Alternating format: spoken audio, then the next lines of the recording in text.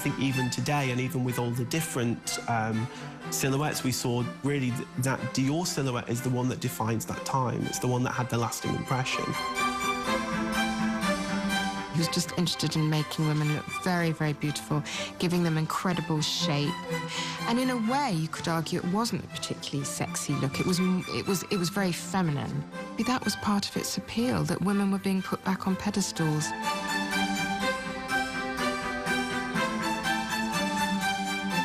This kind of throwback to an idyllic past, allowing people to re-experience that kind of thing, and it to be kind of an escape and a haven. That's what his house symbolised, and that's what his clothes symbolised as well.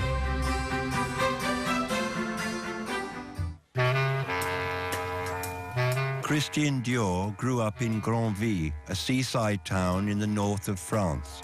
Christian Dior grew up in a rather sort of, well, a very Victorian-looking house. Some people think it's very pretty. I think it's quite odd-looking, but it had the most beautiful outlook. It is right on the beach.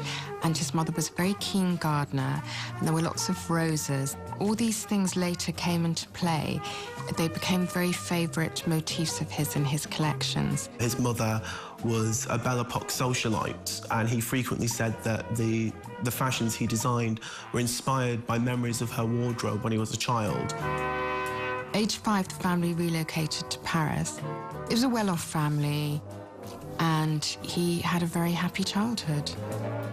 The arts wasn't really considered an appropriate profession, even though Christian, as a young child, expressed an interest in them. His own early dream was art and architecture, but his family saw him instead in the political field, and they sent him to the École des Sciences Politiques. But you know, that early interest in architecture, I think, is actually very relevant for the kind of clothes that made him famous. In 1928, Dior opened a gallery. It specialised in the art of the Surrealists and early Cubism and abstract art. There was a provision, his family provided him the money, but he always maintained that his mother was quite insistent that the name Dior could never appear above a shop door. The Great Depression had an impact on his father's fertiliser business, and there was a real shortage of money, and I think probably the money that was funding this gallery just dried up. I think it's quite interesting looking at Dior's work, that Dior's fashion is incredibly traditional, but the art that he was proposing then was early Cubism, Surrealist works by people like Picasso and Braque, which obviously even at that point in time were considered incredibly avant-garde and didn't find an enormous audience in Paris. Fashion illustration was the dominant form of depiction of fashion through publications. Photography had begun to be introduced, but was mainly used by high fashion magazines. So in 1935, Dior began working for Figaro as an illustrator. His job was actually to delineate the clothes that other couturiers were proposing. At that point in time, many fashion houses contained different designers who were proposing sketches that were then presented under one name. That's actually how Dior first found his way into haute couture, by proposing sketches to different fashion houses, and he began to work under the label Robert Piguet. Piguet was a couturier. He wasn't a Chanel or a Schiaparelli, who were very much the height of haute couture. But what Piguet allowed Dior to do was to work within a couture house to experience the actual structure of a couture house. World War II breaks out and Christian Dior is called up for military service. As soon as war begins, fashion sort of stands still. His sister Catherine has joined the resistance, and she does get captured at some point, and ends up in Ravensbrück concentration camp, but survived. And later, Christian Dior named his first perfume Miss Dior after her. And I think it's extraordinary because Miss Dior is one of those lovely, light scents that just conjures up sort of prettiness and the good life. And to think that his sister, who inspired, had been through such horrors, gives it a whole new dimension. When France emerged in 1945, you really saw women dressed in the same way they'd been dressed in 1939, which were the broad shoulders, the short, tight skirts, the heavy hats, the heavy shoes. But obviously, to French eyes, that really kind of epitomized everything that was wrong, everything that was horrible about the war. That kind of fashion really symbolised oppression. When he returned to Paris as the war was ending, he first went to work for Lucien Lelong. Lelong was actually the man that led French couture through the Second World War and ensured that French haute couture could survive in the Second World War. The occupying German forces in 1940 wanted to move French haute couture from Paris to Berlin. And it was Lucien Lelong who insisted that French haute couture exists in Paris or it does not exist at all, forcing kind of the artistic elements of haute couture, but also kind of the economics of couture, how much money haute couture was making for France as a nation and therefore for Germany when they occupied the place. You can kind of see Dior's signature in those pieces at Lelong, which would obviously later come to define his style. In 1946, Dior met Marcel Boussac, a wealthy textile magnate who was willing to finance Dior's new venture. Obviously sufficiently impressed with him to lend him the money or to invest in him so that he can set up his own maison in 1946. It's just the war's only just ended, and the fact that all these new couture houses are springing up is just a sort of emblematic, I think, of how, in the end, people always want beauty and escapism. Marcel Boussac was known as the Cotton King in France. He was a French textile millionaire. And in the autumn of 1946, he was looking for investment. He was actually looking to revive an existing French fashion house called Gaston. And he'd heard great things about Christian Dior. Dior had very high-placed friends in French society, for instance, people, both kind of high society and also high artistic society. He was good friends with the editors of Vogue. He was really good friends with Christian Barras, who was a key artist at the time, who worked predominantly in fashion and theatre. And a number of different people had recommended to Boussac that he should see Dior's designs and that Dior might be the man for the job. December 1946, Boussac established the Maison Christian Dior. It was established in a very strange area of Paris. It was actually a predominantly residential area, which now is a bustling kind of luxury thoroughfare, the Avenue Montaigne. But at that point, there were no couture houses there. Dior, however, went to the address where his house now stands and found a lucky playing card on the floor. He was incredibly superstitious. And from that portent, he sensed that the house would be lucky for him. So he insisted against all convention on having his couture house based there. Apparently, the space was incredibly impractical. Dior's own office was tiny. He had to give it over to the models for cabine fittings. It wasn't the way that people went about establishing a fashion house. But Dior was happy to break the rules. And again, he relied greatly on tarot cards. He relied greatly on superstition or fortune tellers. And a fortune teller told him that the venture would be a great success, but that the bang of the last hammer would come as the first guests were entering the house. And that's exactly what happened. They were still nailing the carpet down when the first guest came in. He was very superstitious, as was Coco Chanel, actually. I think number 5 is so called because it was a good number for her. He always consulted a tarot reader before his shows, and Lily of the Valley he considered it a lucky flower, and it's the major component in Diorissima. He liked to use his favourite flower, Lily of the Valley, somewhere in a collection. There's a dress entirely named after it, of course. And he had a coat called Granville that he used to use for the town where he was born. He had different lucky emblems that he had to touch. He was superstitious about certain numbers. During his fashion shows, he would always include a red dress, which he considered to be lucky. He'd also sew sprigs of Lily of the Valley into the hems of many of the dresses. When we look at Dior now, it's very much kind of the way that couture houses look. But when Dior actually established the house and began to kind of define the interior decor and things like that, it was really something that hadn't been seen before. The colour scheme and the style of furnishings were taken from Dior's childhood. They were Louis XVI style furniture, revived in a Belle Epoque fashion, then redone for the 1940s, which is a very odd chain of events. Dior's first collection in 1947 caused a sensation. A number of key American press and buyers had actually already left Paris and had sailed back to New York. When they arrived, they heard the news of what Dior had shown, had to get back on the boat and return straight to Europe to see it for themselves. He called it corolle because he spoke of making women look like flowers, and the corolle, of course, is the petals around the heart of a flower, but we all know it by another name. It was the Harper's Bazaar editor Carmel Snow who wrote to him saying, "My goodness, Christian, you've come up with such a new look." And of course, it's the new look that made history. 来一瓶贵德喝的燕麦，哇哈哦啊！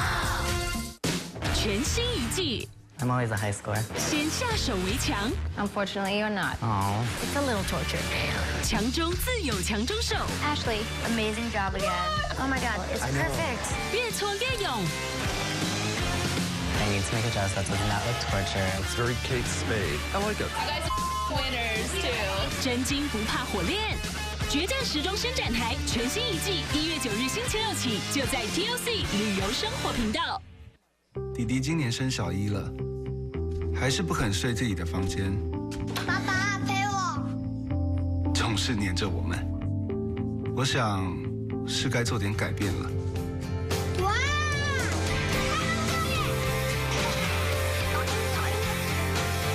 那我就不陪你们睡了，拜拜。世界上永不改变的是家人的爱，家的工作就交给信义居家，信义房屋，信任带来新幸福。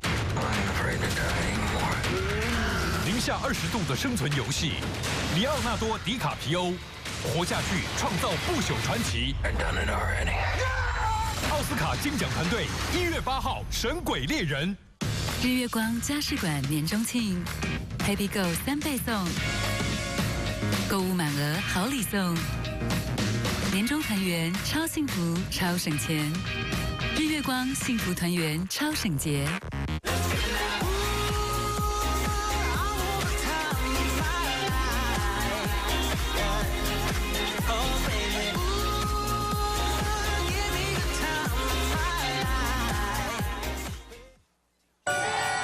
圣诞惊喜 is coming！ 五彩缤纷闪爆你的 party！ 必胜客圣诞缤纷起司7重奏，迸发缤纷，香浓的五彩起司球结合7种顶级起司，哇哦，美味再现高潮，惊喜享不完，圣诞一起！必胜客为幸福加热。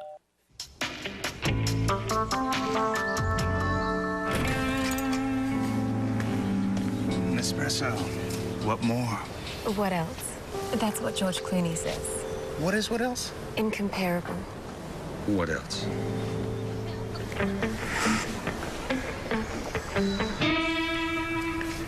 Is that an espresso? What else? Espresso. What else? 家里好冷，怎么办？就用宜得利日式暖桌，从头到脚暖乎乎，好温暖。平时也是茶几哦。来一瓶贵德喝的燕麦，哇哈哦啊！ A new designer, Christian Dior, was chiefly responsible for launching the most recent fashion revolution.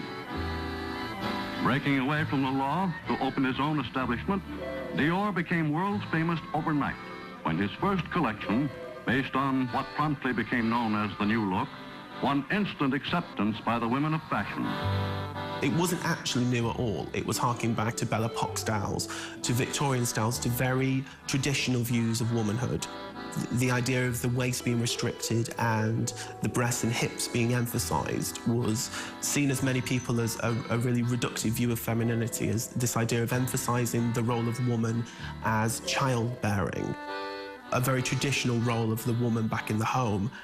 After the Second World War, when women had been forced to take up positions in munitions factories, working in hospitals, this was seen as a way of pushing women back into their place.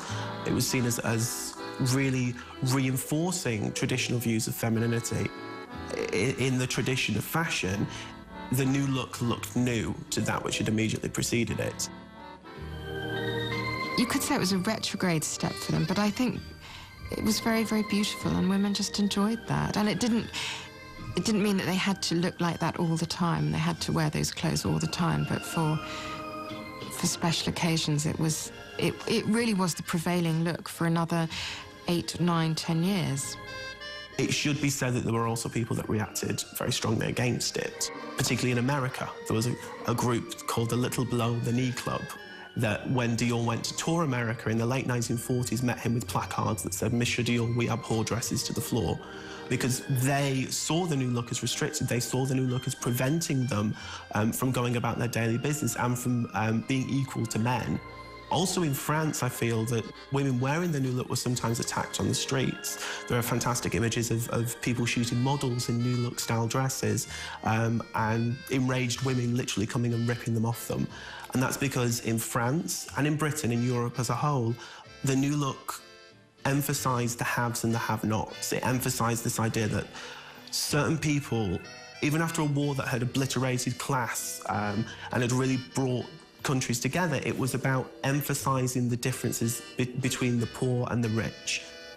In Britain, the rationing of fabric was still in place, and famously, when the princesses Elizabeth and Margaret expressed interest in this wonderful new look from France, they were given a private viewing, but they were not allowed to wear this look in public.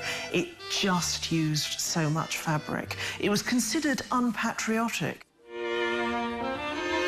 In the decade between 1947 and 1957, the golden age of couture, everyone wanted to wear Dior. There were Hollywood stars like Rita Hayworth, like Elizabeth Taylor, European royalty. He designed costumes for Margot Fontaine and Madame Butterfly. He designed several outfits for the Empress of Japan when she got married. I think that was a 3-day event. Marlene Dietrich wore Dior. She insisted on having Dior create her wardrobe for her Alfred Hitchcock film, Stage Fright.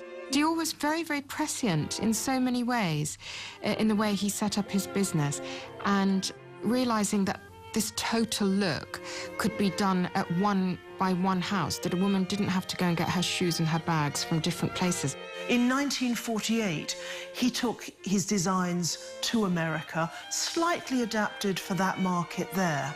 And he was one of the first designers to hire a publicist. So he really was as innovative in the business sense as he was in the design.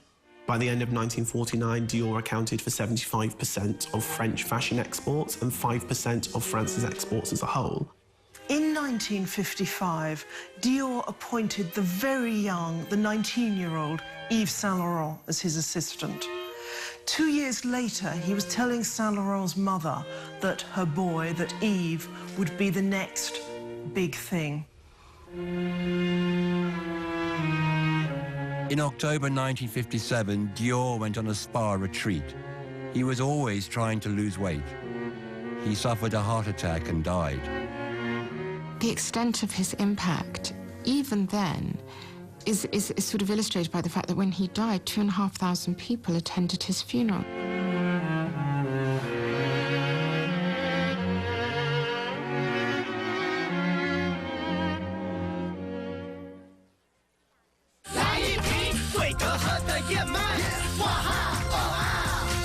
不够新鲜的我不要吃，只有 Hitachi。世界首创低温白金奈米触媒，淬炼食材绝对鲜度，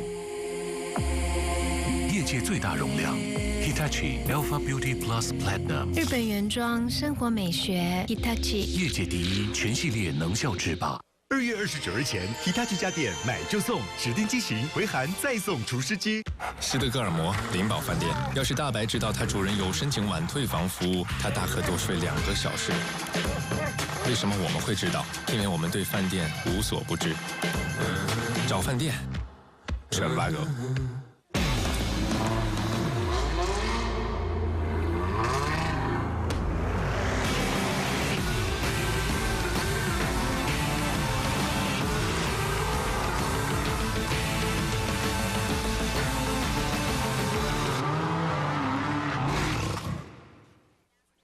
汗臭味总是洗不掉吗？奈米乐日本独家奈米科技，彻底深入分解汗臭。狮王奈米乐洗衣精，小小一瓶，超能洗。狮王奈米乐，谁敢小看它？这电视啊，那样。每天盯着电视看的不是你，每天赶着上课的不是你，每天让家干干净净的不是你。但能带给家人幸福笑容的是你。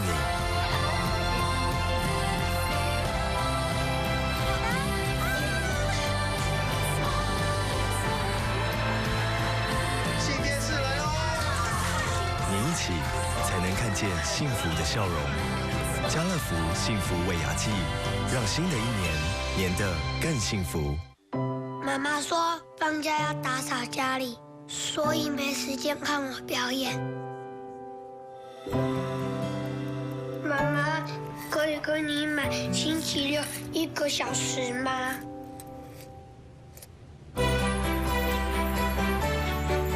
世界上最难买到的时间是陪伴。家的工作就交给信义居家。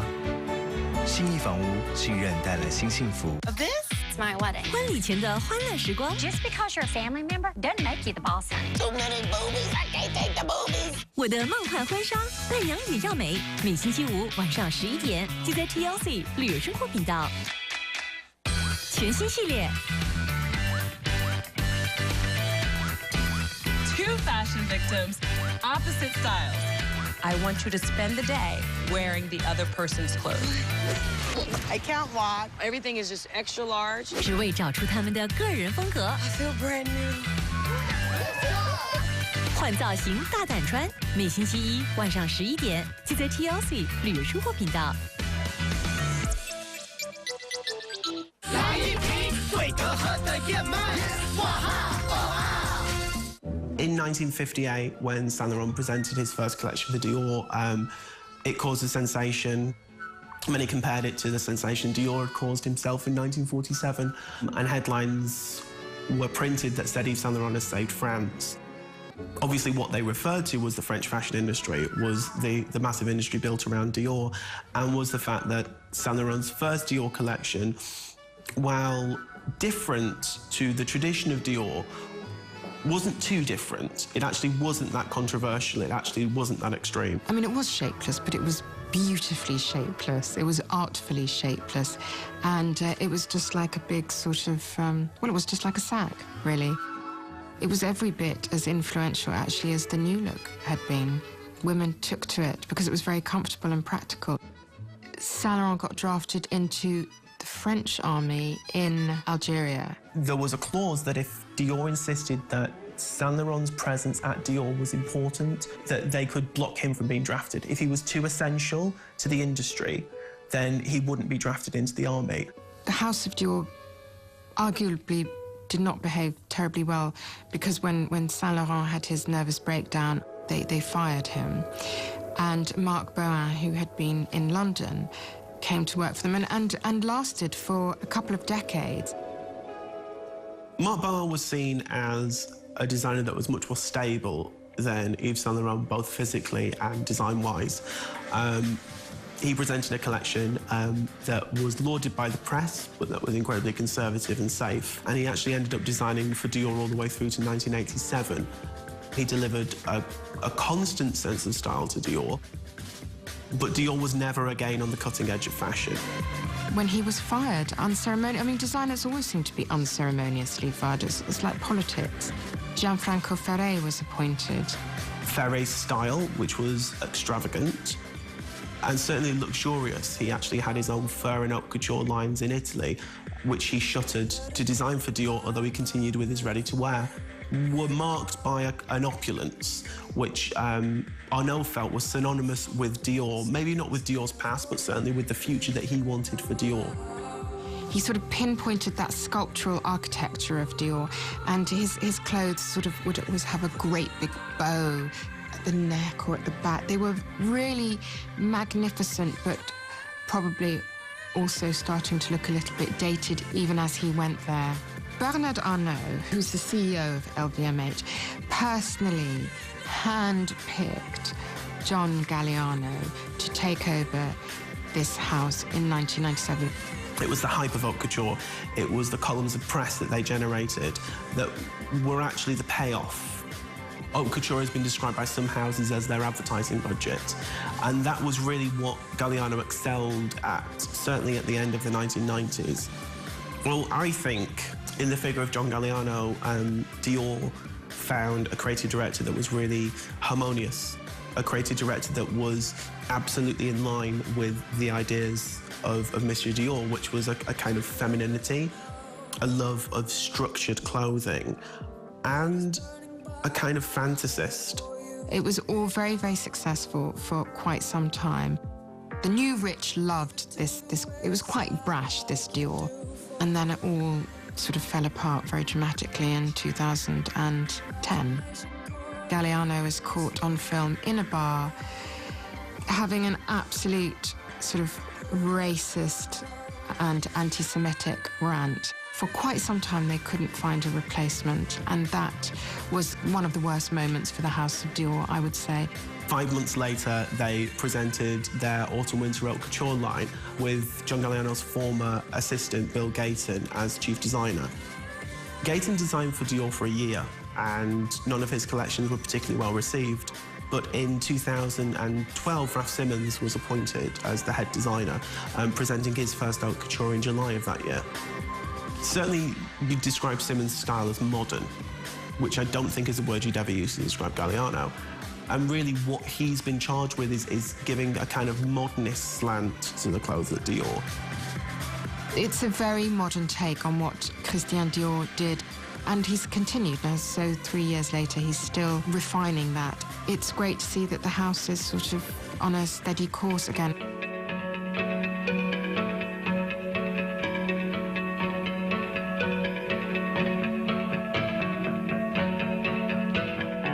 He himself said that one man can't make a huge fashion trend, that, you know, something in his imagination must have answered to our fantasies.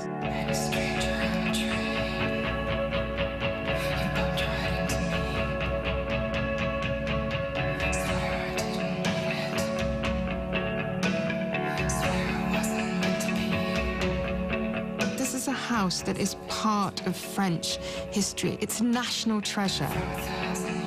What Dior did in one fell swoop in 1947 was to re-establish the primacy, re-establish French haute couture as the dictating force in fashion.